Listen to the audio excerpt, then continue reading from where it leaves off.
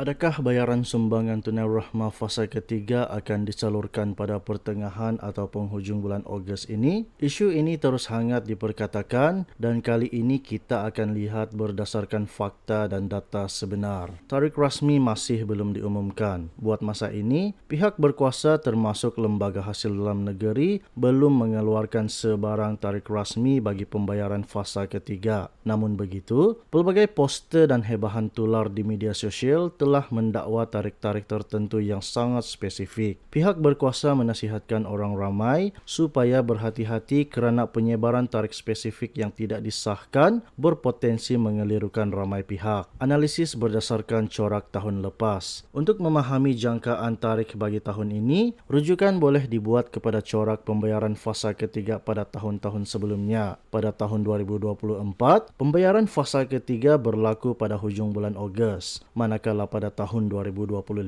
pembayaran berlaku lebih awal iaitu sekitar 12 Ogos dengan pengumuman tarikh tersebut dibuat secara mengejut pada pagi hari yang sama di luar jangkaan ramai pihak. Berdasarkan corak ini, tempoh pembayaran fasa ketiga bagi tahun 2026 dijangka berlaku dalam lingkungan pertengahan hingga hujung bulan Ogos. Minggu pertama bulan Ogos dianggap tidak berkemungkinan bagi sebarang pembayaran dilakukan.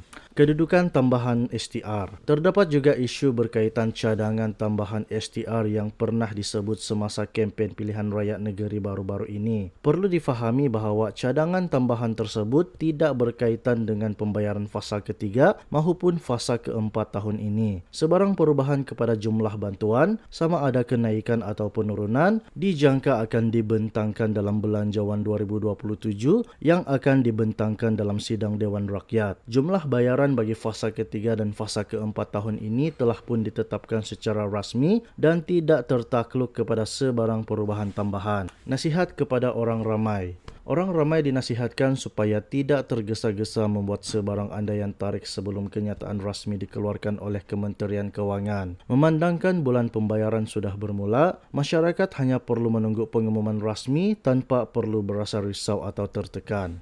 Itulah analisis terkini berkaitan jangkaan tarikh pembayaran STR fasa ketiga. Kongsikan pandangan anda di ruangan komen. Adakah anda menjangkakan bayaran pada pertengahan atau hujung bulan Ogos ini? Jangan lupa subscribe untuk terus mendapat kemaskini terkini. Itu sahaja laporan kami pada hari ini. Sekian, terima kasih. Teruskan bersama kami untuk berita terkini dan bantuan lanjut.